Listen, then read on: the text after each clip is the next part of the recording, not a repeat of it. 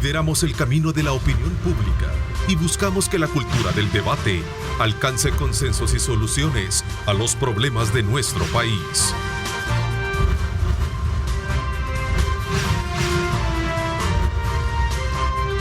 Diálogo con Ernesto López. Son las 6 de la mañana con 30 minutos, 6:30 minutos. Bienvenidos una vez más. Gracias por continuar con nuestra programación a esta hora de la mañana. Agradecemos como siempre a Dios Todopoderoso por darnos ese privilegio de poder ingresar hasta la intimidad de sus hogares en este día miércoles 15 de febrero de 2023. Así es que desde ya bienvenidos como siempre. Vamos de inmediato a colocar temas importantes de país sobre la mesa para que puedan tener el análisis pertinente y por supuesto el acompañamiento de cada uno de ustedes a través de los mensajes, a través de los comentarios y preguntas que nos hagan por medio de nuestros canales de comunicación. Nueva prórroga al régimen de excepción. El día de ayer la Asamblea Legislativa por 11ª ocasión le da una nueva oportunidad para poder establecer y desarrollar mecanismos de confrontación directo contra el auge delincuencial en el país, y para eso se aprueba por 11ª vez el régimen de excepción. En el contexto de esta realidad también se están generando algunos feminicidios, como lo hemos visto últimamente, ¿verdad? Al menos así es en apariencia como se está manejando. Vamos a tratar la manera de verlo desde una perspectiva de por qué el régimen de excepción sí ha podido controlar el tema de la violencia de las pandillas y en este caso por qué surge de nuevo este tema de los feminicidios. Vamos a hablar también de algunas propuestas legislativas que se han dado en el contexto de del trabajo legislativo, entre otros aspectos también importantes. Quiero saludar esta mañana a Bessie Ríos, abogada de la República. Gracias, Bessie, por estar con nosotros. Bienvenida. Buenos días, un placer acompañarles, un placer de estar con Tertulio. Teníamos ratos de no vernos. Y nada, siempre en casa. Gracias. Muchísimas gracias. También está con nosotros Romeo Auerbach. Gracias por acompañarnos, Romeo. Hola, gracias Ernesto. Buenos días también, Bessie. Buenos días sobre todo a los que nos debemos, que es a la gente que está del otro lado y a los que les tenemos que tratar de explicar o darles cuenta de lo que estamos haciendo. También habíamos invitado a Carlos Araujo, ¿verdad? Quien pues a última hora nos dijo que no podía, por cuestiones de agenda personal, acompañarnos, pero que en otra ocasión sí se lo iba a aceptar. Así es que hago esta aclaración pertinente porque era necesario también tener un componente importante desde la perspectiva de él sobre estos temas que esta mañana vamos a abordar con nuestros invitados. A ver, fue 11ª, ¿no? 11ª prórroga. 11ª prórroga, ¿sí? Sí. Hubo abstenciones, hubo ausencia de 3 diputados, creo que hubo la ausencia, ¿no? Sí. Sí, 3 y 6 se abstuvieron, ¿verdad? 6 se abstuvieron, 7 votaron en contra, 67 votamos ahí está, a favor. Por cierto, ahí la tenemos la... 67, 6 y 7. Abstenciones 7, 6 no votaron. Creo que hubo ausencia de 3. Eso suma 80, pero sí. Margarita Escobar, acuérdate que anda en un mandado en Guatemala, ya va a venir, dice, y los otros 3 pues no estaban. Bueno, nuevamente, hay voces disonantes a este tema. Una de ellas fue precisamente Claudia Ortiz, quien dijo pues que, y sostiene, y sigue sosteniendo de que el régimen es atentatorio contra aquellas personas que también no han cometido delitos y que están siendo detenidas injustamente. Yo creo que el enfoque de la oposición en cuanto al régimen de excepción debería de ser un poco más aterrizado. Es evidente que las encuestas y el contexto te dice de que la población está contenta con el régimen y de hecho en las encuestas la gente pide que se siga renovando. Incluso en los reportajes que sacó El Faro y Voz América, la gente en los territorios, su temor es que regresen las pandillas. Entonces, es evidente que van a estar prorrogando el régimen de excepción. Es decir, pelearse con el régimen no debería de ser el punto, porque le ha funcionado en los territorios a la población. Y el costo que están pagando de más de 130 personas que han salido muertas de los centros penales y de las cuales no hay ninguna explicación. además de los más de 3.000 personas detenidas que ya fueron liberadas, pero que las organizaciones de derechos civiles reportan entre las indicaciones que da esta gente que ha salido, torturas, malos tratos, entre otras cosas. Debería de apegarse a los informes, deberían de apegarse a los informes de las organizaciones de derechos humanos, más que al tema del régimen de excepción, porque el costo electoral se les va a pasar a la oposición, y ya en términos electorales, ¿verdad? No estamos hablando de si es bueno, si es malo, si les parece. Es decir, si ustedes se quieren seguir posicionando en tema electoral, no pueden seguirse peleando con el régimen de excepción, que es algo que a la gente le ha beneficiado en los territorios y que evidentemente, según los informes de la única autoridad en este país para hablar del tema de pandillas, que es el FARO, que son los únicos que han hecho informes y se han dedicado por años a hablar de este fenómeno, y ellos te hablan de una desarticulación, que finalmente ya no hay comunicación desde las cárceles hacia afuera y que están en desbandada. Hombre, creo que ahí necesitamos un poquito más afinar el lápiz, todos los partidos de oposición, y hacer, si quieren hacer un contrapeso, un informe de lo que está pasando, porque sí hay violación a derechos humanos, sin duda, pero también sopesar que en los territorios a la gente parece que eso no le quita el sueño. Es decir, los muy cristianos no tienen ningún problema que se mueran 130 personas inocentes. Se cambió el principio, porque el principio del aforismo legal es mejor un culpable libre que un inocente preso, pero actualmente es mejor los inocentes presos, pero ningún culpable libre. Pero se resalta el punto medular de todo esto, de que la gente ve con beneplácito el hecho y los resultados en el campo territorial, que ha menguado considerablemente el tema de la criminalidad, ¿no? A ver, ¿compartes tú un poco el criterio de eso? Pues mira, Ernesto, lo que pasa es que voy a empezar, como me gusta a mí, con datos estadísticos. En todos los países del mundo, cuando un presidente del país lleva al menos la mitad de su periodo, ya el desgaste es grande. Sí. O sea, y algunos no esperan a la mitad del periodo. Si vemos Chile y Colombia, por los suelos, ¿verdad? Cuando ganaron fue pompa, platillo, y por los suelos. Nuestro presidente está a un par de meses de cumplir 4 de sus 5 años y su popularidad está más alta que al inicio. Claro. Eso solo tiene una explicación. Él está tratando de hacer el esfuerzo más grande de realizar lo que la gente quiere. Esa es la clave, no hay por dónde perderse. Si nos vamos al tema de seguridad, porque hay muchos temas que son positivos de nuestro gobierno, pero estamos hablando del régimen. El régimen es como el pivote, es como ese pilar que se ocupó para ser el acompañante perfecto del Plan Control Territorial. Fíjate, lo curioso de esto es que se logró con el régimen, que ahí está en la Constitución y ahí ha estado siempre, vean, nos lo han querido ocupar, y ya voy a hablar de eso porque dicen no teníamos los números, dice Arena y Frente, pero para cuando querían extorsionar o hacer corrupción o interpelar ministros, se unían y lo tenían. No tuvieron el valor político de asumir el costo que implica. O no tuvieron el valor político o eran socios de los terroristas, Betsy, porque realmente hay muchos dirigentes de ambos partidos procesados en los juzgados por asociaciones con los terroristas. Incluso diputadas que eran mamás de los dirigentes de pandillas en la libertad. Imagínate peor. Entonces, yo lo que creo que si hablamos de la gente que se sigue oponiendo, yo voy a decir en mi caso peculiar, el caso de, por ejemplo, la diputada Ortiz, ella ya se decidió, Ernesto, a que hay una amplia mayoría que apoya el régimen, pero ella quiere pescar del pedacito que no está de acuerdo, porque ella hace sus cálculos y dice, si yo soy la líder de ese pedacito, pues me cuelo y quedo de diputada. Y está bien, como ella lo quiere hacer. No es excusable. Te voy a decir que lo más importante que ayer les explicaba en mi exposición en el Pleno es que se ubiquen, porque parece que son ellos los que se les olvida que vivimos en un Estado de Derecho donde hay separación de poderes.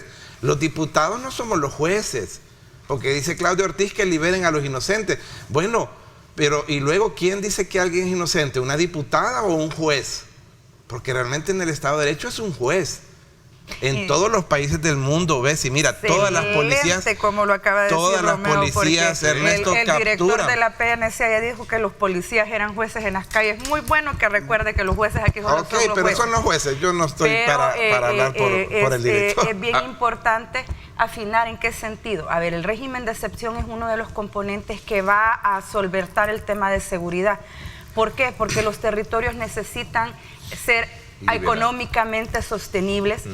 necesita recuperar el tejido social, el creerse que los territorios son propios, tomarse los parques, tomarse las calles, tomarse las canchas. Y eso pasa porque la población perciba la seguridad más allá de ver un cuerpo uniformado. Es decir, la gente hoy por hoy te dice, me siento segura porque ahí está la tropa. Y eso no es una seguridad, eso es una percepción. Seguridad es que yo sepa que en mi colonia, en mi barrio, no van a haber pandillas, esté o no la policía. Claro. Eso es por lo que les digo yo que tiene que articular la oposición si de verdad quiere hacer un buen discurso. Eso por una parte. Segundo, que los estudiantes, los jóvenes en esas comunidades deben de tener oportunidades, deben de tener cupo en la Universidad de El Salvador, deben encontrar trabajo al no más salir, no pueden encontrar expectativas en el tema de la delincuencia porque más adelante se va a llamar de otra manera y nos va a tocar volver a agarrar soldados y policías y meter presos a otros 60,000 jóvenes porque no se cambiaron las condiciones en las comunidades de desigualdad, de falta de oportunidades, de abandono institucional. Y eso es lo que preocupa porque todavía no se ve para dónde va ese camino. Romeo, tú dijiste algo que me parece interesante al resaltar el énfasis de una política pública viniendo del gobierno. De hecho, esto ha colocado al presidente en el ranking de, digamos, de preferencia o de ser muy bien evaluado junto con otros presidentes de la región. Él está, les lleva el... Ahí está, por cierto. Junto con otros, aunque tenemos el honor que está en el podio, en el número 1, junto a otros presidentes. Y tú ves como otros presidentes, ahí creo que, no sé si en otra aparecerá, pero Gustavo Petro ya no tiene 45. En la que salió hace 2 días ya bajó de 45. Y en esa de varias a varias, hay varias mediciones, ¿no? Ajá, no, y en esa no veo, por ejemplo, Chile, que fue el caso más decepcionante porque él se fue de un solo a pique. Y lo ahí otro no lo veo. Es el comparativo que hacen de todos los presidentes, en el caso salvadoreño. En el caso mira, ya está Chile no, ¿dónde está Chile? Ahí está con el 26, imagínate. Quiere decir que el 74% de la población no lo aprueba. Eso se ha de sentir feo. Pero el comparativo que es bien interesante es el que hace la CISGALUP con todos los presidentes desde Napoleón Duarte hasta este presidente. Sí, ya nuestra comparación interna. En el mismo periodo, ¿verdad? Y cómo se había generado ese desgaste de venir de menos 34 con Salvador Sánchez Serén a los indicadores que tiene actualmente el presidente. Todavía Mauricio Funes los deja en un saldo positivo, que es lo que permite la reelección del FMLN, pero se coincide de que es en el gobierno de Salvador donde se tiene la mayor decepción y termina pues volteándose a aquella famosa encuesta de la UCA donde el 63% de la población decía que no quería que el FMLN siguiera gobernando y el 67% había dicho y no queremos que regrese Arena. Y el problema es que yo siento que a veces la oposición y los partidos ven las encuestas pero no las saben leer. Bueno, ese es una buena, digamos, punto para colocarlo sobre la mesa porque recientemente vi la titularidad de una información periodística que manejaron nuestros colegas del periódico El Diario El Mundo, donde decían, bueno, la oposición se presta a participar en las elecciones, pero no define candidaturas o precandidaturas a la presidencia, por ejemplo, por decirlo así, ¿no? Lo que pasa es que en ese aspecto la tienen bastante difícil, porque imagínate, un candidato a la presidencia, Ernesto, necesita del 50% más 1 de los votos. Sí. Al presidente Bukele le va a que sobrar. O sea, ahí no hay problema. El problema pudiera ser, y lo hablamos más después si tú quieres, la elección legislativa, porque es un sistema diferente. Sí, claro. Y no necesitamos como aliados del presidente la mitad más 1 de los diputados. Necesitamos sacar otra vez más o menos 3/4 partes de la asamblea. Sí. Entonces, el presidente es el que tiene en su espalda ese peso. Que eso ya no se discute, ¿verdad? No, solo lo que no se sabe es cómo va a quedar, 4-0, 8-0. La pregunta es la asamblea. Pero para un dato final de lo del régimen, mira, tenemos que ubicarnos qué es lo que nos toca a los diputados. Algunos de la oposición decía ayer que sobre nuestra responsabilidad va a caer si hay muertos o si hay violaciones a los derechos humanos. Ahí se equivocan, nosotros legislamos. Vaya, yo legislé para las multas de tránsito, pero yo no puedo responder si un policía hace un mal uso de esa ley. O sea, aquí hay que individualizar lo que tengan que hacer. Si pasa un problema en centros penales, deben de resolverlo. No es culpa de los diputados, si estoy poniendo el supuesto. Sí. Entonces, al final, y dice si tú revisas las estadísticas del mundo, en general, las policías son las que capturan. ¿Y tú crees que el 100% de los capturados en el mundo son condenados?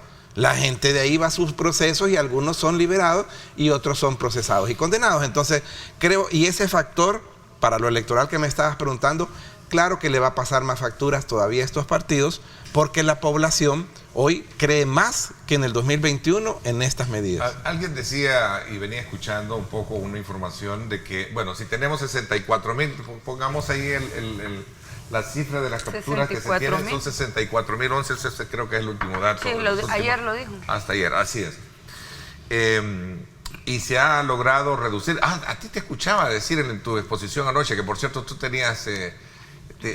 tenías un saludo a Julio Valdivieso, tenías un saludo y una disculpa porque pues la votación del régimen de excepción es nominal y pública y ese es el primer compromiso, pero pido la disculpa porque tenía que estar con él, ¿verdad? Compartiendo con el señor candidato a la presidencia del FMLN, pero no pude. Con don Manuel, con don Chino. Bueno, lo cierto es que por eso no pudiste estar, pero te escuché decir en tu intervención de que, bueno, si no hay tal cantidad de delincuentes y hay una reducción en la tasa de homicidios, significa que los que la cometían ahí están. Y fíjate, Ernesto, que con el día de ayer pasamos ya 301 días sin homicidios en el gobierno del presidente. Yo me tomé la tarea de revisar a nivel mundial y me costó, encontré que más o menos una situación similar así histórica en los últimos 3 años o 4 la tiene Noruega o Islandia. O sea, es difícil para un país, o sea, no te estoy metiendo a Canadá y Estados Unidos, que no pueden entrar en ese listado. Y te estoy hablando ahorita de la cantidad. La tasa de homicidios, hoy por hoy en el 2023, El Salvador tiene la más baja de América. ¿Qué pasa? Yo si fuera oposición, pero por mí que sigan haciendo eso, porque lo importante es que se sigan reduciendo. Pero alguien les tuvo que haber dicho, miren señores, el tema de seguridad, únanse. Debería de ver en la pantalla verse 84 diputados. Y después, si quieren decir el sistema judicial o la policía, si quieren... Es la tesis de Bessi. Pero no le hacen caso, fíjate, a Bessi. Porque vaya, por ejemplo, en el dato de los está asesorando y ad honorem, en el caso de los 300 días, yo sigo señalando, y cuando las veces que he estado con los asesores en temas de criminalística, les digo, lo único que a mí jamás me explican es, por ejemplo, de repente aparecen cuerpos que no fueron asesinados ese día. ¿En qué día lo ponen? Porque nunca explican. Pero hay un conjunto de la medicina legal con fiscalía. Eso por una parte. Y por otra parte, los datos de los feminicidios están reservados.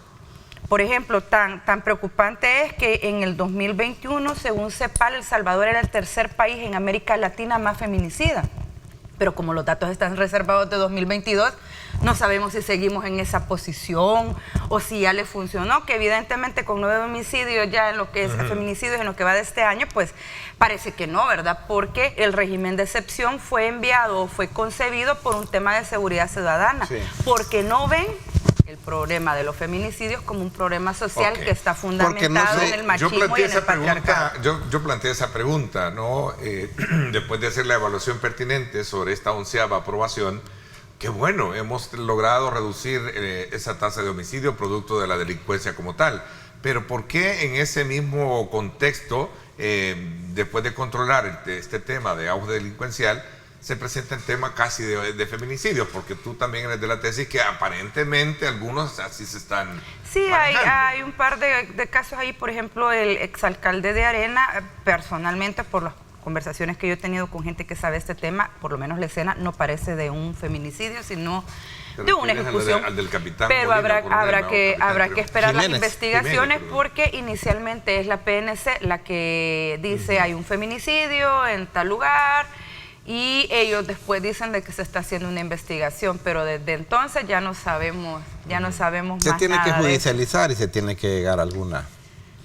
Pero el feminicidio como tal no está incluido en el régimen de... ¿Por qué no se considera un problema social la violencia intrafamiliar que suben las mujeres? No es un problema, pero lo que se consideró con el régimen fue aquel fin de semana negro y triste de marzo, de esos muertos. Llegó al punto que ese día fue el día que el presidente pues se cansó y dijo, ok, el plan control territorial, ¿sabes qué pasa? Que antes del régimen y yo me siento con jueces y platico, por supuesto no voy a decir los nombres, y me dicen, mira, es bien yuca, porque antes como eran casos focalizados de las capturas de maderos, unos por aquí, unos por allá, los capturaron, les llegaba el mensaje más tarde y le decía, mire, suéltelo porque sabemos dónde vive usted y sabemos que su esposa se llama así y sus hijos son este y este. Entonces, ¿ahora qué pasa? No, como es en manada que se han capturado, lograste debilitar esa estructura para que te lo reconozcan sus representantes legales y periodísticos que van en el Faro, que te reconozcan que ya se acabó. Todo lo que dice que de qué van a vivir, ya están preocupados porque pues vivían dignamente de la extorsión, pero ya te lo reconocen que se acabó. Hoy tenemos que pasar a la siguiente etapa como sociedad. No debe de haber feminicidio. Se presentó una pieza ayer, me parece muy interesante, que no prescriban. Pero la no prescripción no te va a resolver o a buscar resolver el problema. Lo que necesitas es una política pública en la que en primer lugar se reconozca que existe violencia, y existe violencia que se genera incluso desde los tomadores de decisión, sí, desde los medios de comunicación que naturalizan la violencia, desde las instituciones religiosas que le dicen a la mujer que debe de soportar cualquier violencia por amor, porque ese hombre, si usted ora, ese hombre cambia. Y sabes, Bessie, que es importante, yo quiero aprovechar solo unos segunditos, Ernesto, y lo digo cuando puedo y me acuerdo del tema.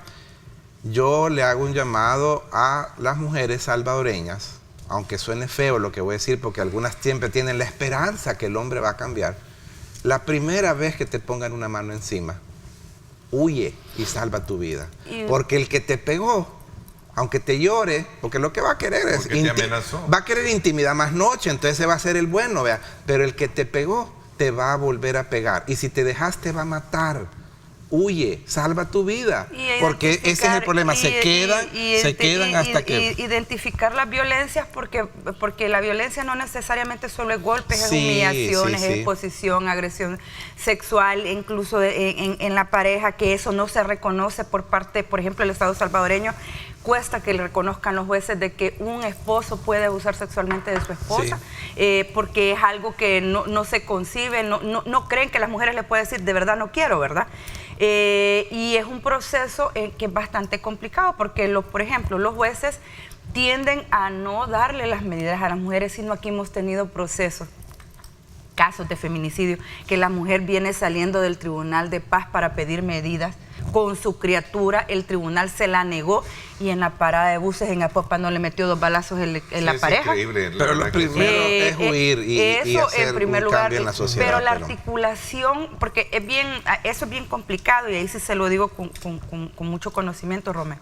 Uno siempre le dice, hay que moverse, hay que denunciar, pero si no hay una articulación en la cual la mujer reciba los respaldos, y más allá de su familia, porque recordemos que en la sociedad te dicen, tienes que luchar por tu matrimonio. De hecho, hoy se escribe mucho de que estas nuevas generaciones no luchan y por eso rápido deshacen sus matrimonios. Creen que es noviazgo los matrimonios. Pero lo importante es que encontres una articulación en el Estado, por ejemplo, lugares de acogida, oportunidades para adquirir vivienda, porque lo que sostiene o sujeta a la mujer... A la mujer, a la par del agresor. Hay que trascender a una parte que el Estado las proteja más. El tema económico. Pero yo creo que inicia como cualquier cosa, Ernesto, individualmente, huyan. Salven su vida, porque mira... Bueno, entonces el tema del feminicidio, digamos, aparece en un contexto donde estamos resolviendo uno de los principales problemas. Fíjate que en el tema de feminicidio yo te quiero traer el caso de Claudia Nájera. Esta niña, ustedes recordarán el caso de aquí por los cafetales, aquí en el occidente, que apareció un niño de 3 años desnutrido, deambulando, y más adelante encontraron el cuerpo de su mamá, que era una joven. La mató su pareja. Y fue la abuela la que le ayudó a huir, y está en Estados Unidos el hombre ese. Aquí pagaron médicos, medicina legal, están procesados esas personas que manipularon la autopsia de la niña Nájera. Y ¿sabes cuántas veces se han prorrogado la audiencia? Ya está como el régimen de excepción, 7 veces.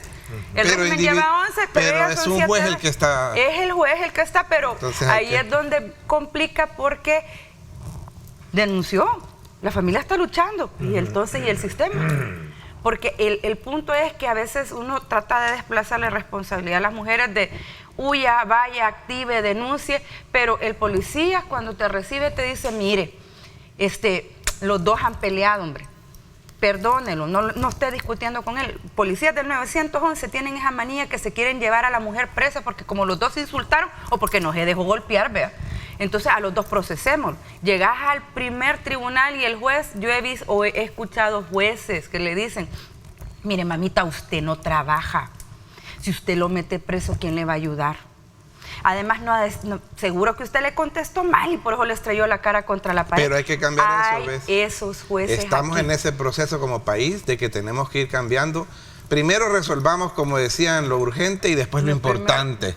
Porque lo urgente era la seguridad y ahora hay que resolver todas estas cosas. No pueden haber jueces así, no pueden haber policías así. Okay. Hay que cuidar a todos. Va para 30 días más, ¿verdad? Sí, 30 días. A partir de hoy. 30 días. Y seguimos después, creo, ¿no? Ajá, o sea, entendería que esa es la parte también que jurídicamente hay muchos que discuten. Lo que pasa es que hay que explicarle a la población. Yo le agradezco a toda la gente que me encuentro a veces y me agradece, me felicita y me dice, mire diputado, déjenlo permanente.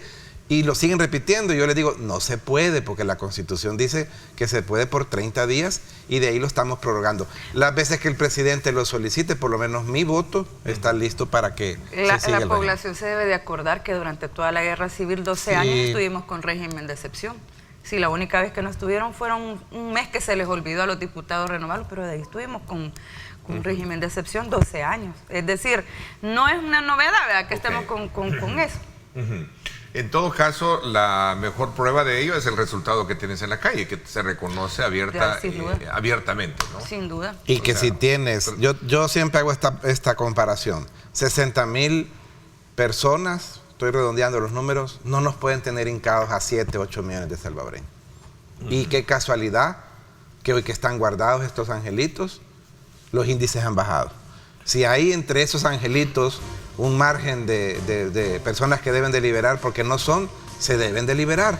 Pero eso no tiene nada que ver con lo importante de la finalidad de este régimen, que significa que el salvadoreño se siente más seguro y así lo dicen. Ok, aquí les preguntan a ustedes, ¿cómo se explica que ante la baja de homicidios producto de la delincuencia provocada por las pandillas, ahora tenemos una mayor cantidad de asaltos?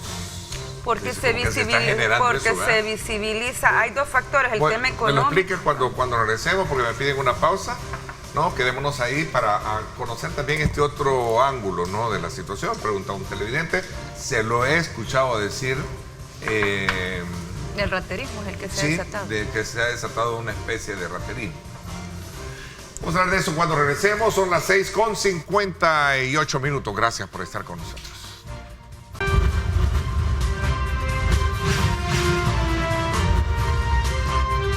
Diálogo con Ernesto López. Bien, gracias nuevamente por estar con nosotros a esta hora de la mañana. Sin duda alguna, he escuchado decir en varias ocasiones que a raíz de, digamos, que el control que se ha tenido del auge delincuencial provocado por grupos de pandillas, pero también como que se ha desatado un poco el raterismo, ¿no? No sé si ustedes también han escuchado pero es que vaya, digamos que eso, al desarticular las estructuras de las pandillas, porque antes era bien fácil, hay un muerto, fueron las pandillas, un asalto, fueron las pandillas. Una extorsión, fueron unas pandillas. Todo eran las pandillas. Y yo más de alguna ocasión lo dije aquí en tu programa, de que era bien fácil echarle todo a las pandillas porque como nadie las combatía, y ahí tenías en medio el narcomenudeo, el carteles de narcos aquí en este país fluyendo con todo y todo, y nadie hacía nada porque aquí hablábamos de las pandillas, ¿verdad? Entonces, definitivamente el tema del raterismo, digamos, que se ha desatado, depende de varias cosas. Número uno, de que ya no se puede culpar a las pandillas, sino que es evidente que son otro tipo de personas las que están haciendo. Incluso vas a ver bandas organizadas, como aquellas que se metieron en la colonia médica a asaltar unas oficinas, y además el tema de la falta de empleo y el tema de la economía, pues los desalojos, gústele a quien no le guste, los desalojos en San Salvador también van a generar eso de las ventas. Hay mucha gente que no tiene otra manera de conseguir. Así es. de conseguir las tortillas y los frijoles, y hay gente que lo va a hacer. Que a usted le parezca bueno o malo, esa es su percepción, pero hay gente de que no va a dejar a sus bichitos sin comer. ¿Tu análisis es socioeconómico? Es social. Digamos, porque la delincuencia causales que tradicionalmente se han hablado. La delincuencia tiene un componente social, o sea, no es cierto que... Tiene un componente social, de acuerdo, ¿no? Sí, de acuerdo, pero sin duda alguna esto viene siendo también ya otro punto que debe de ponerse la atención, porque... Así es. Yo creo, Ernesto, porque si lo dejas de nuevo, te puede crecer, ¿no? Lo que pasa es que hay que tener cuidado con esto de las percepciones, y voy a incluir en este tema los feminicidios, porque no es porque el régimen de excepción está siendo exitoso o está capturando a muchos, entonces ha repuntado el feminicidio. No lo compararía con eso. Y luego voy a lo otro. Yo no estoy tan seguro que haya subido el índice de los asaltos. Hoy te das más cuenta, eso es diferente. Y te voy a decir también, estadísticamente nos afectó la pandemia. Porque digo, nos afectó en el caso de estas estadísticas, porque como no salía la gente, disminuyeron los asaltos y hoy la gente ya anda afuera. Yo no voy a decir que es excusable o no, porque va a haber, llamémosle raterismo, ellos se arriesgan también. Como dice Bessie, si tienen un problema de desempleo y tienen que alimentar a su familia y se arriesgan a que quieren robar, pues se están arriesgando a las consecuencias, pero no estoy tan seguro que haya subido. Hoy te das más cuenta, Ernesto, porque es como antes, el problema principal de El Salvador en todas las encuestas por muchos años fue la delincuencia y la inseguridad. Hoy el problema número uno, y entonces a ese hay que entrarle, es la economía o la falta de empleo. ¿Por qué? Porque ya se sienten seguros, y así vamos a ir resolviendo y tratando de hacer que trascienda el país a otro nivel un poco mejor. Yo digo, para no dejarnos llevar, porque entonces va a aparentar que entonces miren, ve, los asaltos han subido. Hoy te das más cuenta. Lo que pasa es que cuando calmas un problema social, empieza a repuntar el otro, al que no le ponías atención. Por ejemplo, al calmar el tema de las pandillas, te empieza a surgir el tema económico y te empiezan a surgir las otras delincuencias, pero eso es natural dentro de un proceso en el que se supone que ha tenido éxito un componente. Por eso es que no es integral y por eso se critica, porque no es una política integral. Tú tocaste varios aspectos en un análisis anterior, donde era necesario, a la par del garrote, también tender esas manos la articulación que social, puedan lograr articular aspectos que tengan que ver con reinserciones, atenciones y sobre todo también con oportunidades, ¿no? Las oportunidades. Exactamente. Las oportunidades vienen a ser el punto medular también para lograr, digamos, quitar todos estos flagelos sociales. Sí, yo sé que cuando uno les menciona esto, por ejemplo, en los territorios, lo primero que a uno le dicen es los cubos. El problema de los cubos, como yo lo veo, como lo critiqué con Ciudad Mujer, es que se está volviendo un contómetro. Un contómetro en el que te dice 50,000 cipotes atendidos. Yo me metí al sitio de Ciudad Mujer y te decía 100,000 mujeres atendidas, 110,000 mujeres atendidas. Y así están con el tema de los cubos. Si es que el cubo no es para ser un contómetro, es para cambiar realidades. A vos te tiene que explicar el cubo cuántos de esos cipotes ya dejaron de ver una oportunidad en la delincuencia y tengo tantos futbolistas, tengo tantos artistas, tengo tantos cipotes que ya los tengo en un programa de matemática avanzada, ya ahorita viendo cómo los intercambio con Alemania, viendo para dónde los mando. Aquí tengo para identificar las inteligencias de los muchachos, porque suele suceder en este sistema educativo que vos querés que a la fuerza los cipotes se aprendan las mismas cosas de manera pareja, y hay diferentes tipos de inteligencia. Hay gente que es buenísima para las matemáticas, otros para las artes, otros para hablar, otros para las estadísticas, como Romeo. Entonces, ¿por qué lo vas a poner a aprender otras habilidades y lo vas a tratar mal en el sistema educativo porque no sale bien en esa área? Los cubos deberían de ir identificando eso, incluso identificando los atletas que deberíamos de tener, que deberían, si queremos tener atletas de alto rendimiento, dedicarse solo a eso, ¿verdad? Pero ahí tenemos, por ejemplo, al atleta Yuri, que ya lo van a echar de la casa y nadie dice nada, ¿verdad? Entonces, a eso me refiero. O sea, el cambio debe ser un cambio estructural que de verdad conciba una sociedad diferente. El solo hecho de tener una cárcel espectacular donde tengas 64,000 personas indeseables metidas no te va a cambiar la realidad de los territorios si no va un componente a la par social. A ver, otro aspecto que quisiera aprovechar, no sé qué ¿Qué curso siguió las propuestas que en su momento hicieron los partidos de oposición a la exoneración, por ejemplo, del impuesto del IVA y a la canasta básica?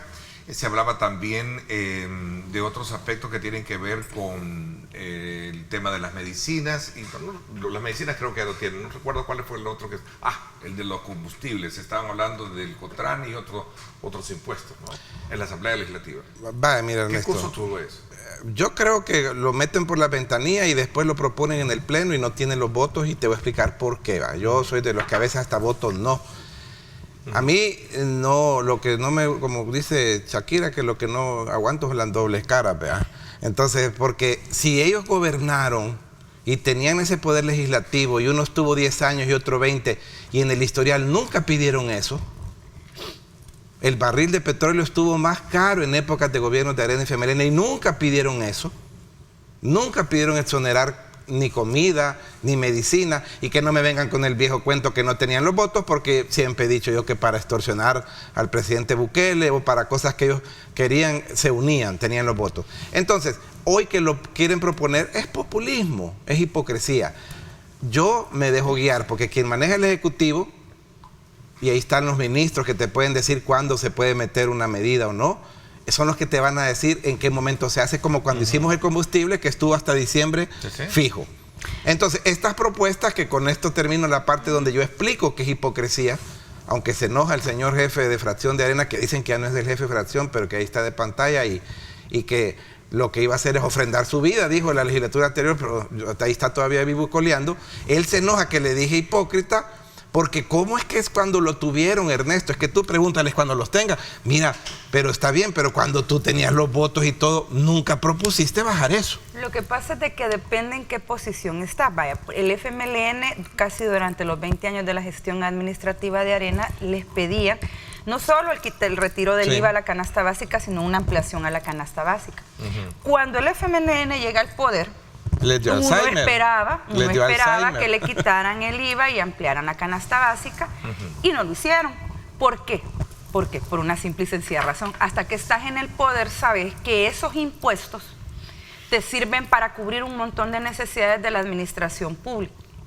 Entonces, cuando estás en oposición, es muy tentador decir que quiten este impuesto, quiten este impuesto, quiten este impuesto, pero las partidas presupuestarias que se sostienen de estos impuestos, ¿de dónde vas a sacar la plata? Porque hay que sacarla. Y es así cuando el FMLN llega al poder, que es Arena que pide que se quite el IVA, que se quite el FEFE, que se quiten varios... gemelos perversos, porque ponían de acuerdo. Varios impuestos. Ahora, yo sí te puedo decir, vaya... Pero mira, un dato, sí lo hicimos, pero este gobierno sí lo ha hecho, se lo hicimos al combustible. Con el combustible. Yo platicaba con el ministro de Hacienda, y aquí hay una cosa que hay que tratar de razonar, cómo la pasaríamos si lo volvemos a hacer. Me dice, cerca de 33 a 37 millones de dólares mensuales los poníamos como nosotros como gobierno para el subsidio. ¿Y de quién sale ese dinero? De nosotros Pero mismos. los transportistas acaban de dar comunicados que casi el 95% de las extorsiones terminaron. No, yo no estoy hablando del subsidio al transporte. El subsidio que dábamos al combustible de los particulares. Por eso hay que quitárselos a los transportistas. Le costaba también al Estado. Ya ellos ya no tienen problemas de extorsión, y lo han dicho. Han sacado asambleas. Entonces, ¿qué sentido tiene que les sigamos dando subsidio? Además, ojo, que desde que se les dio el subsidio han cometido un grave error las asambleas legislativas que iniciaron con este subsidio, porque les están dando fondos del Estado, porque son fondos del Estado, o sea, de los ciudadanos, sin exigirles al menos que cumplan los requisitos mínimos del Ministerio de Trabajo, que tenga seguridad social esos empleados, que tengan cotización de la AFP, que puedan tener un seguro de vida, porque este es un trabajo de riesgo. Imagínense en qué país del mundo vos das fondos públicos, fondos del Estado, sin ni siquiera exigirle a esa persona que cumpla lo mínimo de tu ley, que es el Ministerio de Trabajo. No han querido ni que les pongan chip para ver si están guardadas las unidades o no. Pero como nos salimos un poquito porque la pregunta de Ernesto era las propuestas Pero ese voto para quitarles el subsidio. De Arena y el Frente, porque ellos dicen que por qué no las hacemos si son buenas propuestas. De acuerdo, yo explico claramente por qué. Sí, porque en el contexto de una realidad legislativa, tú tienes la oportunidad de examinar cualquier iniciativa que vaya encaminada a favorecer a la población. Y debería. Pero obviamente dice el político que es el que tú dices. Ernesto, pero mira. Cuando ellos estaban. Sí, y no solo eso, Ernesto, te voy a poner un ejemplo puntual. Cuando prorrogamos 2 meses que la gente pueda cambiar su DUI por efectos electorales, vino por Tío Cuadra, que de verdad se supone que era el más vivo de la chiquitinada, y dijo que ellos iban a apoyar si el cambio del DUI era gratis. Y yo lo desnudé, ¿por qué no? O sea que resulta que los otros salvadoreños de segunda clase han pasado este año anterior sacando ese cambio pagado, pero hoy, como venía la prórroga, él dijo, voy a ser vivo y voy a decir que gratis, porque a la gente le gusta gratis. Eso es hipocresía, porque entonces no le dimos un trato igual a los que lo estaban sacando antes. Y estamos solo y es una cosa electoral, imagínate. Y lo otro que es importante que la población debe entender es que no existe nada gratis. Siempre hay alguien que paga. Y se paga de alguna otra partida, se saca de la medicina, de sus hospitales, sale del pueblo, del Ministerio de Educación. Pero yo explicándole a Ernesto un caso puntual, porque es que ellos siguen con las propuestas que no hicieron durante. Claro, si tú le dices al salvadoreño que van a hacer una propuesta que el IVA va a desaparecer para todos los productos, el salvadoreño va a decir que qué bonito. Pero no es técnicamente ni fiscalmente lo que se deba de hacer. Ahora, habrá que... yo sí creo que ha pasado una realidad en la Asamblea Legislativa, y es que cada vez que, y ya lo habían denunciado los partidos de oposición, que cada propuesta que ellos hacen nunca tiene los votos, y creo que ahí se está sucediendo lo mismo que mientras estuvo el binomio Arena-FMLN, que por muy buenas que fuesen las propuestas de uno u otro partido, el otro no le daba los votos para no concederle el punto. Y solo me recuerda al ex legislador Héctor Dada, que él decía en una anécdota que más de alguna vez le dijeron en una comisión, doctor, si es que usted tiene la razón, el problema es que no tiene los votos. Y quien termina perdiendo al final, pues es la población, porque se pierden buenas propuestas que solo tengo el capricho que como no las presenté yo. Pero mira, a veces yo creo algo importante rápido, Ernesto. ¿Sí? Es que no deben de ser tan sensibles los de Arena y el Frente. Yo soy aliado del presidente, yo hago propuestas y me dicen, esa no va a pasar porque no está en nuestro programa ahorita. Y yo no ando ahí de chillón. La obligación del diputado, en el caso de la mía, es hacer las propuestas y que el pueblo sepa que las hice, que las haga Arena y el Frente.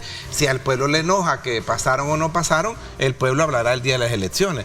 Pero ya ponerse con aquel volado del mártir, vea, de que mis propuestas nunca las pasan, si ellos lo que hacían en las legislaturas anteriores, Ernesto, era quitar el sonido del micrófono de los diputados.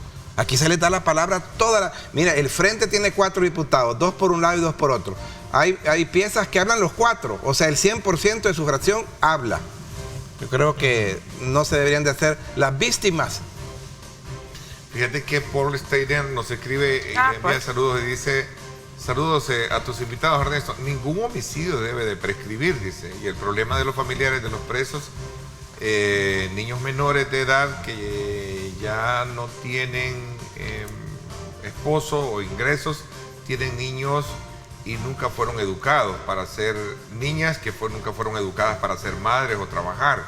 Los niños no tienen escuela porque los colegios excluyen hijos de pandilleros, dice.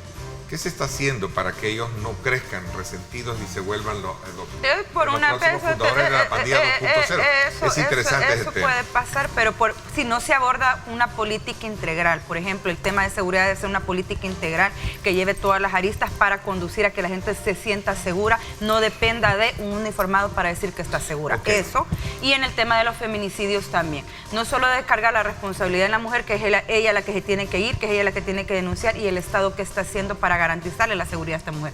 El tema de la impunidad es real en el caso de los feminicidios. Pero mientras el Estado aparece, huya, salga corriendo porque no la van a golpear o matar. Lo que pasa es que no todas las mujeres logran hacerlo. La vida es la vida. La dependencia económica. Señores, también hay medidas interesantes, digamos, la conferencia en la que estuvo el ministro de Hacienda, estuvo el ministro de Seguridad. Y hoy estate pendiente a las 8 de la mañana porque hay un capturado importante. Hay un fiscal. Nos vamos trae a estar, nueva, ¿verdad? La nueva, sí, a las 8 de esta mañana. Sí.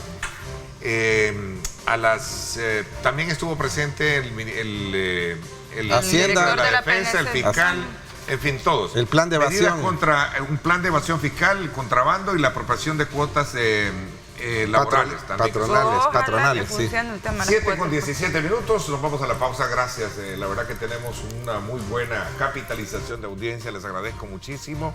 Y sobre todo también los aportes que estarán dando. Cabal, Gabinete de Seguridad presentará importante captura realizada en las últimas horas, hoy a las 8 de la mañana, la División Central de Investigaciones, ¿verdad? Así es que pendientes de nuestros noticieros, lo vamos a llevarles a ustedes. No me dejan entrar a los edificios. Detalles de esto. Vamos a la pausa. Vamos a mirar en las redes.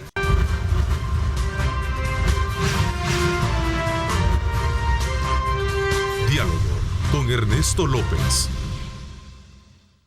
Bien, gracias nuevamente por estar con nosotros. Vamos a continuar ya en la parte final de lo que estamos conversando con nuestros invitados, Romeo Auerbach y Bessie Ríos, esta mañana que nos acompañan, y hablar un poquito también sobre este nuevo lanzamiento que hace el Ministerio de Hacienda, que es su cuarta fase del plan antievasión y anticontrabando, ¿verdad?, que está siendo apoyado por la PNC, por la Fiscalía y también la Fuerza Armada. Esto responde al Fondo Monetario Internacional hoy que estaba señalando, ¿verdad?, que efectivamente han bajado los niveles de riesgo de El Salvador.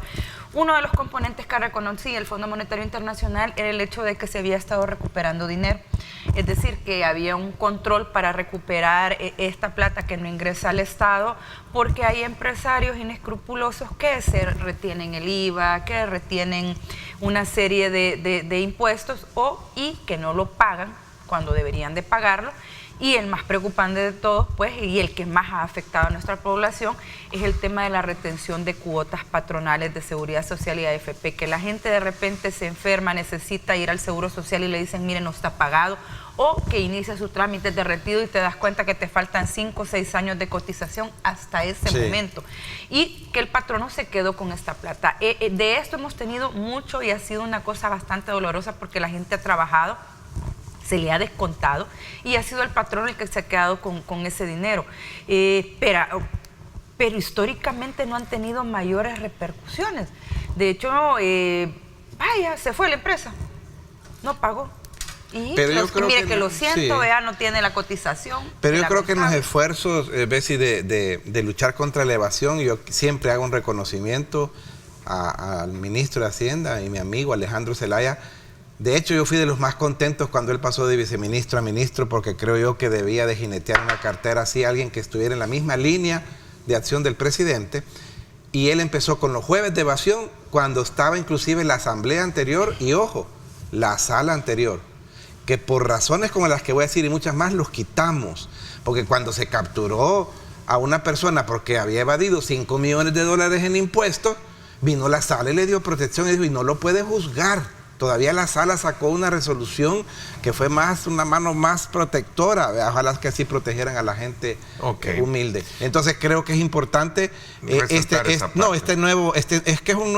una nueva etapa, es una nueva fase de esto de perseguir a los evasores. Se han conseguido un par de cientos de millones de dólares adicionales en eso. Han tenido un ingreso a las arcas del Estado y ya lo reconocía el Fondo Monetario Internacional. Yo creo que todo lo que vaya encaminado a la recuperación de los fondos que le pertenecen al Estado, es decir, que nos pertenecen a todos y todas, está bien, es correcto. Ojalá que no sea selectivo, porque históricamente hemos tenido lamentablemente el problema de que a mi amiga, como dice don Julio Valdivieso, a mi amigo se le explico y a mi enemigo se le aplico, ¿verdad? Sí. Ojalá de que sean personas que verdaderamente de manera inescrupulosa se han quedado con estos fondos. Mira, aquí porque recordemos ¿sí? una cosa, eso creo que es importante y que no se repite y hay que repetirlo. Cuando alguien se apropia de los fondos públicos, cuando un funcionario se roba fondos públicos, la gente cree que se quedó con una plata, fue Vivian, eso causa muertes.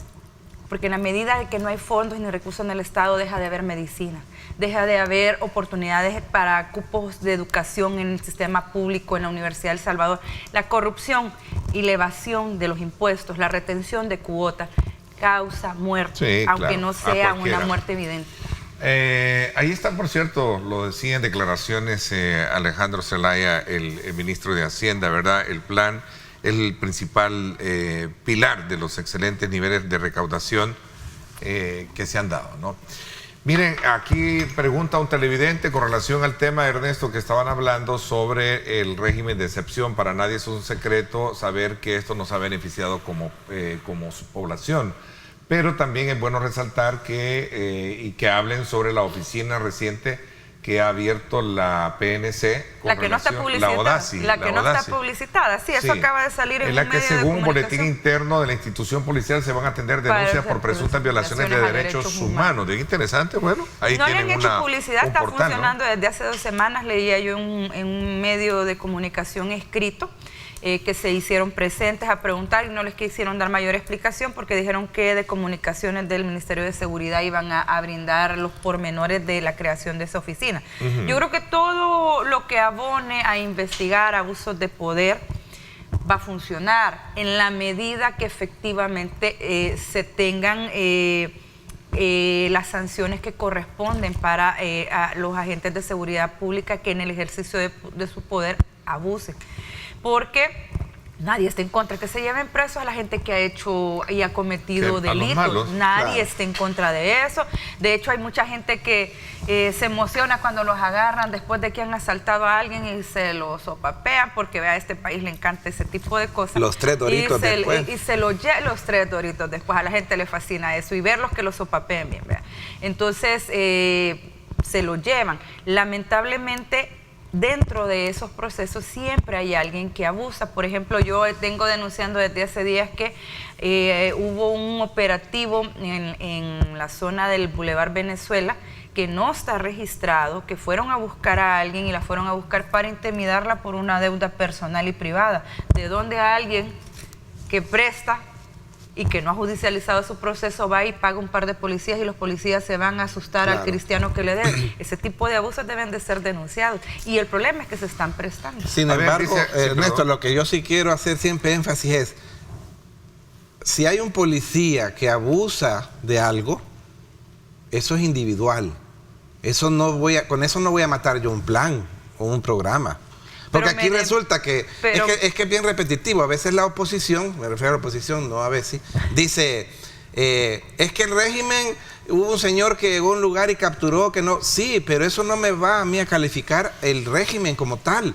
Porque entonces vamos a decir, quitemos el régimen porque resulta que un policía se prestó para algo. No, castiguemos al que se salga del programa o de la legalidad. Evidencian ese tipo de circunstancias es que se vaya ajustando el plan, porque de eso se trata, ¿no? De ajustar una medida que están llevando. Pero habrá que ver de qué manera lo impulsan, porque hoy por hoy se le había dado un poder bastante importante a la policía y al ejército. Bueno, ayer les decía yo que, hoy que mencionabas el tema de jueces, decía el director de la policía que los policías afuera en la calle eran jueces. Yo hasta donde estudié Derecho, ellos son agentes de seguridad pública, no son jueces, ni siquiera autoridad, la autoridad es el juez. Pero con querencia, digamos, con esto que los han tratado bien, les han comprado nuevos utensilios y todo, no sé qué tan eficiente vaya a ser una unidad de ese tipo, donde les vayan a hacer una investigación de asuntos internos de los pero manejos. No la descalifique si apenas tiene 2 semanas. Sí, pues. ni siquiera la promocionado. Yo creo que hay que dar el beneficio. Le doy, como tú dijiste muy bien en el inicio de tu intervención, lo importante es que es bueno que existan estas instancias. A ver, alguien acá también están corriendo de manera muy rápida los mensajes. Decía, es bueno resaltar también que en el centro, a raíz del ordenamiento, era donde operaban los grupos delincuenciales y ahora tenés prácticamente desarticulada también y controlada esa zona. Y vamos a tener un centro histórico, ¿verdad?, muy bonito y muy turístico, porque eso al final da más dinero que los arpías que estaban antes dominando el centro. Así es, en efecto, yo creo que es bien importante destacar los diferentes lados que tiene un tema en particular. Como lo hemos visto, el régimen de excepción desde una óptica de un buen resultado, pero también con los grandes desafíos que ustedes mismos han logrado resaltar en ellos. Y yo me quedo pendiente nada más ahí para hacerles la invitación de que le den seguimiento a las últimas audiencias, las que vienen pronto de la Corte Interamericana de Derechos Humanos, porque El Salvador está siendo procesado por el caso de Beatriz, aquella muchacha que solicitó el aborto terapéutico y que el Estado se lo negó. Ya vamos para audiencia en la Corte Interamericana de Derechos Humanos, en donde se espera desde el movimiento de mujeres que ya tengamos unas medidas para que el Estado resarce y garantice que en caso de peligro de muerte de la madre gestante, se le garantice a ella su vida. Bueno, se nos quedaron todavía otras preguntas que estaban formulando nuestros oyentes, pero ha sido interesante conocer sus puntos de vista con relación a este trabajo legislativo que el día de ayer, desde luego, parte con esta nueva prórroga por un mes más, de 11ª prórroga para el régimen de excepción, las evaluaciones pertinentes de ustedes acá con nosotros. Gracias, Romeo, por habernos acompañado, te agradezco muchísimo. Gracias también a ti, Bessie, como siempre, y esperamos que Carlos Araujo pues, nos acompañe más adelante para poder también tener sus puntos de vista importantes que Carlos ha tenido. Él ha sido panelista también del día viernes, frecuente, ¿verdad? Nada más para esto son esos espacios, Ernesto. Por ejemplo, Bessie, yo no sé, tú no sos pro gobierno. Jamás. Yo soy pro gobierno y aquí estamos sentados platicando. Así se arreglan las cosas. Esa es la madurez con la cual nosotros también trazamos nuestro trabajo, de poner los dos ángulos, las dos caras de la moneda. Gracias. Señores, vamos a hablar acerca de un informe que habla acerca del tema del rotavirus y casos de neumonía. También hay que ponerle mucha atención a esto y vamos a conversar con un especialista sobre el tema. Estará con nosotros el doctor Merlos, en su momento, Luis Merlos, epidemiólogo, con quien vamos a hablar de estos temas. Así es que quédese con nosotros, 7:31. Gracias, regresamos.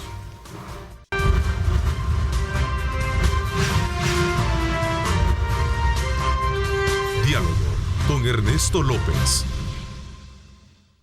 Bien, gracias nuevamente por estar con nosotros. La Asociación de Pediatría dio a conocer recientemente un informe en el cual mostraba cierta, digamos, preocupación al notar un incremento en los casos de rotavirus.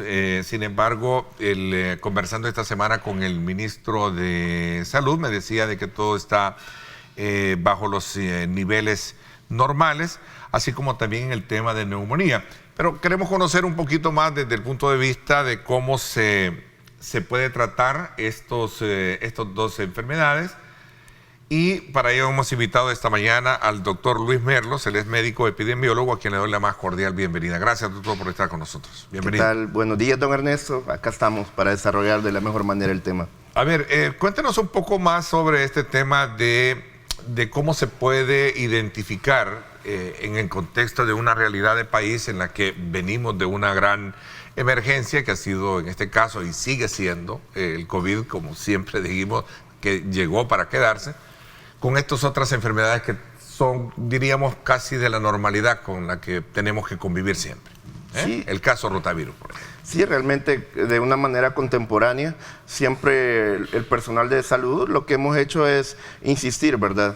Directamente no bajar las manos, no bajar la guardia, lo que es otro tipo de enfermedades, tanto crónicas como agudas, ¿verdad? En este caso, una gastroenteritis que se puede convertir paulatinamente en una enfermedad muy grave, como un rotavirus en este caso, o la neumonía, que directamente es una infección, ¿verdad? Que puede incluso estar deteriorando por completo la vida humana. Entonces, de eso se trata, de no bajar la guardia y que ningún tipo de enfermedad pase por alto. Pues no solo estar enfatizado en lo que es el tema coronavirus, realmente sí es de mucha importancia siempre llevarlo en mente, pero de una manera preventiva, ¿verdad? Para no desarrollar ningún tipo de estas enfermedades.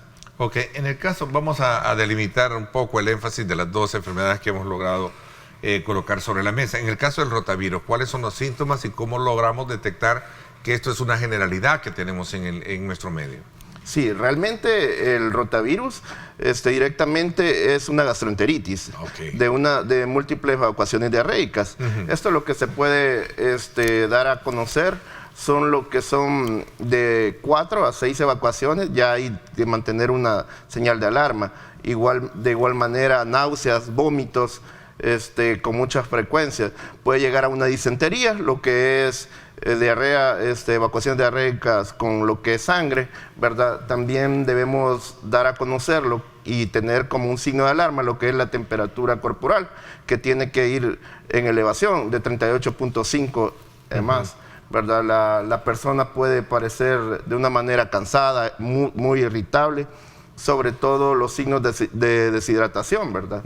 Que siempre van a ser muy frecuentes en lo que son la persona ya infectada. Ahora bien, siempre lo que tenemos que tomar en cuenta, que siempre el porcentaje de las personas infectadas, desgraciadamente, son los que tienen el sistema inmunológico más deprimido. Puede ser tanto ancianos como niños, son los más vulnerables en el núcleo familiar.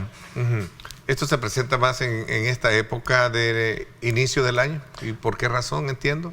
Sí, realmente... ¿O no tiene fecha o coyuntura específica? Sí, una gastroenteritis realmente no tiene una fecha específica, pero hemos visto esta normalidad, es posible por múltiples factores de riesgo, es decir, como un cambio de clima, toda esa situación puede derivar en esta misma variante que es la gastroenteritis.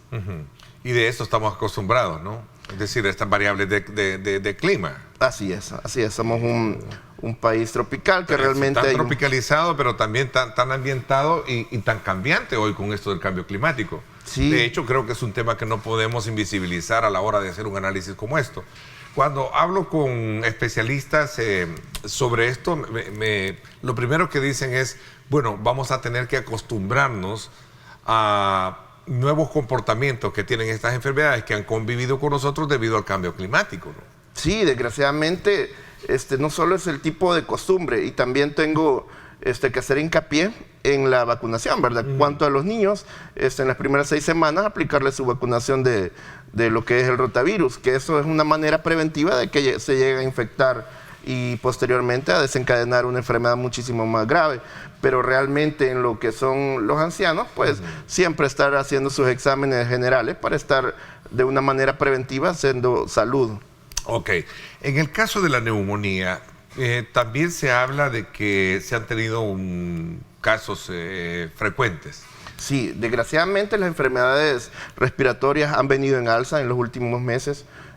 Para ser específico, de cada 10 personas de la población o paciente, 8 se han estado viendo en este porcentaje. Ok, desde su experiencia como médico, esa es una estadística que la saca de su trabajo. Sí, realmente en sector privado siempre estás ahí al margen, y entonces tanto han venido tomando en cuenta lo que estamos hablando anteriormente, las enfermedades gastrointestinales, y ahora bien las de tipo respiratorio han venido en alza sin ninguna manera, es ningún tipo de secreto para ningún personal de salud. Ahora bien, lo que sí hemos determinado, pues lo que drásticamente una definición de neumonía es la infección realmente ya sea por virus o bacterias. Ahora bien, lo que sí es necesario a veces determinar para darle un tratamiento adecuado es ver qué tipo es lo que nos está afectando. Desgraciadamente no se puede hacer una prueba de tamizaje, lo que sí se tiene que actuar de manera efectiva, preventiva y directa sobre la enfermedad. Porque realmente venimos, como bien hablamos, de una enfermedad, de lo que fue todo este sistema devastador, de lo que fue el coronavirus, y ahora puede existir múltiples variantes. No solo ser un virus sincitial respiratorio, que es una típica neumonía, sino también lo que puede ser una variante COVID. Ok, de hecho, hablaba con el ministro de Salud esta semana y me hacía la reflexión de que habíamos tenido esta nueva variante y que fue prácticamente lo que vino a elevar casos hoy en diciembre, creo que antes de la fiesta, ¿no? Sí, desgraciadamente diciembre, enero han venido en alza lo que son el sector poblacional de lo que es el sistema respiratorio afectado, específicamente en el sector central, en nuestro Gran San Salvador, La Unión y Santa Ana, que se han venido diversamente afectados, estadísticamente hablando. Neumonías inician el año con cifras récord. ¿Es tanto así? Sí, desgraciadamente sí. Tal como lo habló el ministro de Salud, desgraciadamente es posible, y de una manera muy directa hablarlo, lo que son las festividades nos pasaron ese tipo de facturas. Es decir, quizás de manera degradable hemos bajado lo que es la guardia en lo que es el sistema de prevención, lo que siempre hemos determinado que es un factor bastante importante, el sistema de prevención, lavado de manos, el sector de la mascarilla, que en un momento como bueno, ya no se hizo tan de una manera directa andar la mascarilla, pero de una manera responsable. Personalmente lo debemos de adoptar siempre. Ok, Ernesto, gracias por el tema. Yo creo que es importante decirle al doctor, dice acá, que el virus vino para quedarse, pero eso no implica también descuidar el tema de estas enfermedades de las que estás hablando. Sí, es totalmente de acuerdo. Cierto, porque antes del COVID, o sea, hablábamos de dengue. Yo se lo pregunté al doctor, mire, doctor, antes hablábamos del dengue, nos preocupaba el dengue, hoy no hablamos de dengue, siempre hablamos post-COVID. Así es. Totalmente de acuerdo con la persona que nos está, el televidente. Hay múltiples, tanto enfermedades crónicas como agudas, que no tenemos que bajar la guardia. Yo siempre, a todos mis pacientes, entrevistas y también a cualquier persona, es importante hacerles hincapié que tenemos latente las enfermedades crónicas, como lo que son la hipertensión. También puede ser otro tema que podríamos hablar de los infartos que se han estado dando constitucionariamente en estos días. Igual a enfermedades agudas, como crónicas, como la diabetes, que no tenemos que bajar la guardia, ¿verdad? Que son enfermedades que siempre están ahí y son muy importantes, que son factores de riesgo de mortalidad. Trasladé al ministro, recuerdo en su momento, una pregunta que puede ser un mito, puede ser una realidad, pero es una realidad urbana. Es decir, muchos dicen, bueno, después de la vacunación lo que tuvimos fue, tenemos un incremento en el número de personas que fallecen por infartos, hay problemas de dolor en las articulaciones, etcétera, etcétera, ¿no? ¿Qué dice la ciencia alrededor de todo eso, o desde su perspectiva, ¿no? ¿Qué opina? Sí, la ciencia no ha determinado, ¿verdad?, que tiene alguna contraindicación hasta el momento lo que son las múltiples vacunas preventivas para el COVID-19. Ahora bien, lo que sí podemos llamar la atención y podemos hacer muchísimo hincapié es lo que hemos hablado, de que estamos dejando a un lado enfermedades que son bastante importantes, como que son presión arterial, y por estar previniendo lo que es COVID la dejamos a un lado, y es muy importante estar previniendo también un control de presión arterial. Pero ¿tendrá que ver esto con las vacunas? Esa es la pregunta. Sí, ahora no se ha determinado. No sé, no es nada oficial. Así es. Y hay una, digamos, complementariedad en términos de que si la persona tiene una enfermedad crónica degenerativa, obviamente después de una vacunación a lo mejor tenga su complicación, pero no es por el problema de la vacuna. Así es, complicaciones generales, lógica, como una ¿no? fiebre. Tiene lógica sobre esa base. Así es. Bueno, voy a hacer una pausa. Gracias por estar con nosotros. Son las 7:45. Gracias a usted por estar con nosotros. Vamos a tener también tráfico a esta hora para que usted se informe de cómo está el tráfico en nuestras calles. Cuando regresemos.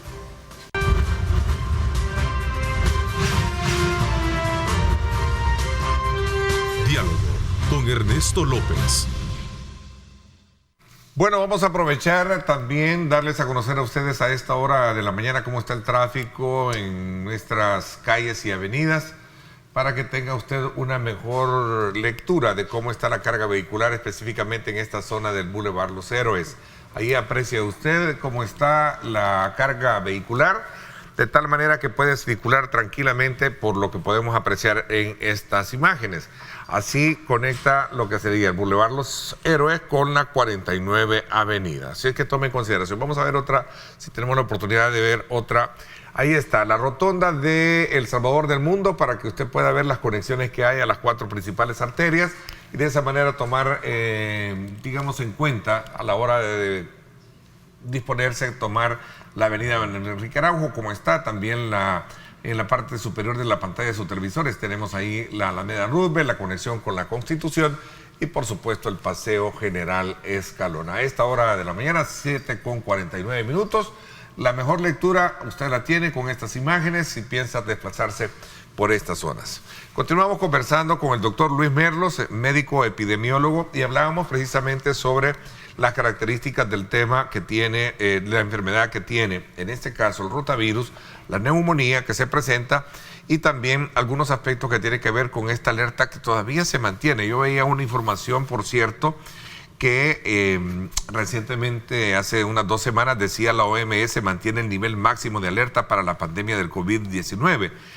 Hasta enero de este año, la OMS ya había contabilizado más de 752 millones de enfermos y casi 7 millones de muertes a nivel mundial. Una cifra considerada lejos de una realidad en términos de que, bueno, sí, nos afectó, nos golpeó, pero está controlado en todo caso en nuestro país, ¿no? Sí, realmente, bendito sea Dios, este mes pues no han habido mortalidades lo que son COVID, ¿verdad? A nivel de porcentaje de tema BEMISAL. Ahora bien, pues siempre está latente, pues, como bien dicen, el COVID llegó para quedarse. La peculiaridad de un virus es la mutación, entonces desgraciadamente siempre está ahí. De nosotros depende también mantener y prevenir la enfermedad. ¿De qué tipo? Como siempre hemos venido hablando, ¿verdad? La prevención totalmente, el lavado de manos, alcohol gel, el método de barrera que es una mascarilla, todo eso es bastante importante, no dejarlo a un lado. Ahora, doctor, aquí me dicen un mensaje de un televidente. Ernesto, saludos especiales al médico que te acompaña. Él ha tocado un tema que muchos estamos creyendo que así lo es. Pero la pregunta sería, ¿por qué se están presentando muchos casos de infarto hoy en día? Sí, desgraciadamente a mí me ha tocado atender y perder pacientes de mucho cariño, pues, personas que hemos hecho un enlace de amistad, pero desgraciadamente eso es muy importante y hay que hacer mucho hincapié en eso. La prevención de enfermedades, es decir, no dejar a un lado las enfermedades crónicas, siempre lo voy a decir, las que son más cotidianas, las que son más generalizadas en un sistema de salud tanto público como privado. Es decir, la hipertensión arterial, la diabetes, es un tema que tiene que llevar un control, por lo menos mensualmente. Ir tomando sus medicamentos preventivos, tomarse la presión.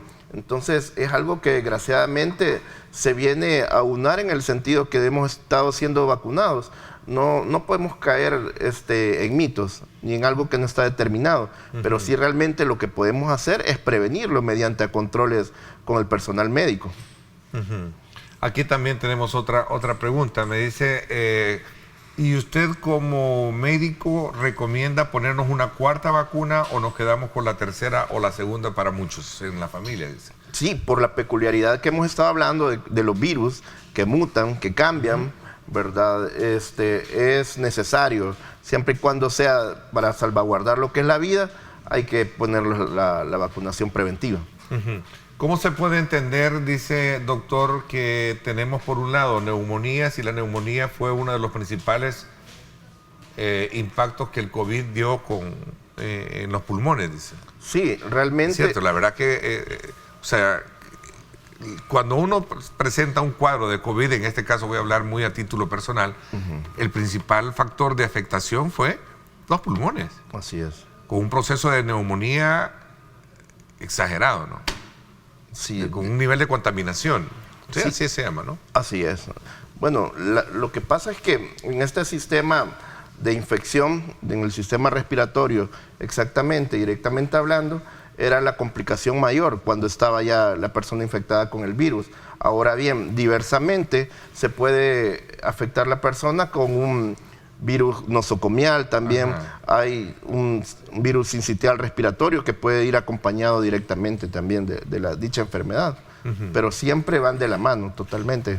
O sea que no es de extrañarse que puede ser una variante coronavirus, una variante de coronavirus. Si no lo es. O sea, al final, como lo decía el ministro al principio, decía ahí al final del año pasado se nos presentaron un elevado número de casos, pero era de esta otra ¿cómo se llama? No, variedad, ¿no? Sí, las nuevas variantes. Las nuevas variantes, sí. Él hablaba de nuevas variantes. Para dar un diagnóstico más certero tendríamos que tamizar al paciente para ver qué tipo de variante es. Ahora bien, no tenemos que llegar a esa situación, pues desgraciadamente no se puede, aunque sí lo está haciendo de mejor manera el ministerio, pues haciendo múltiples tamizajes. Ahora bien, una persona ya con este tipo de síntomas o signos de los cuales ya hablamos, es necesario que tome ya su tratamiento con el personal de salud adecuado. Sí, para el famoso Kraken o Kraken.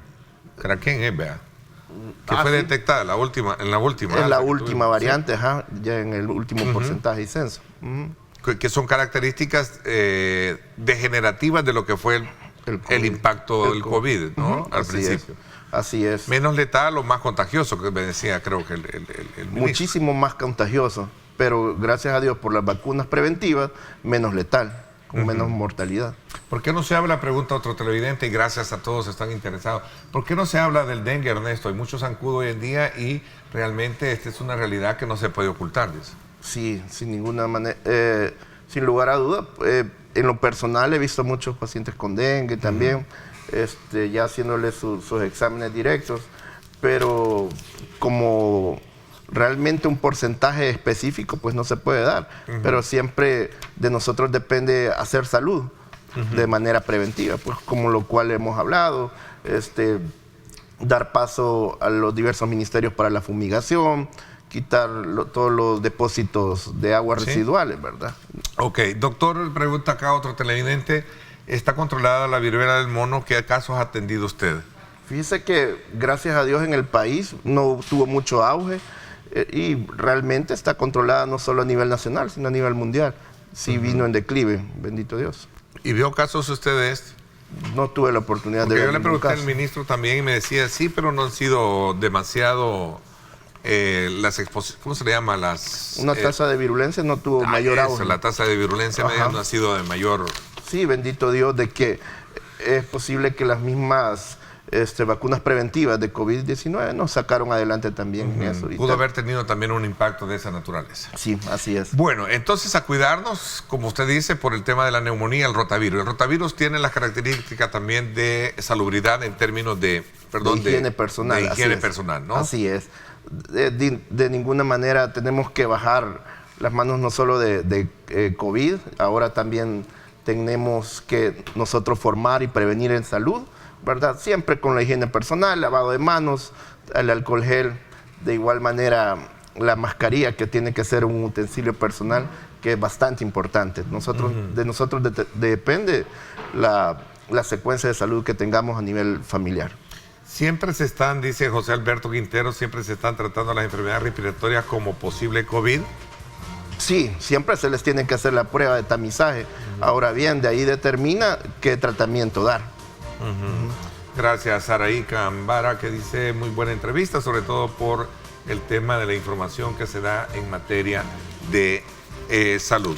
El tiempo se nos agotó. Doctor, quiero agradecerle el que nos haya dado también su ilustración con relación a estos dos, digamos, enfermedades que están ahí, y estas otras que hemos sumado a la conversación esta mañana. Así es que muchísimas gracias también por las recomendaciones que nos da.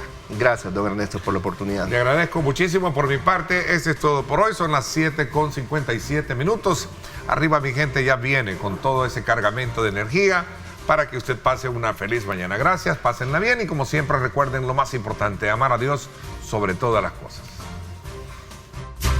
Lideramos el camino de la opinión pública y buscamos que la cultura del debate alcance consensos y soluciones a los problemas de nuestro país.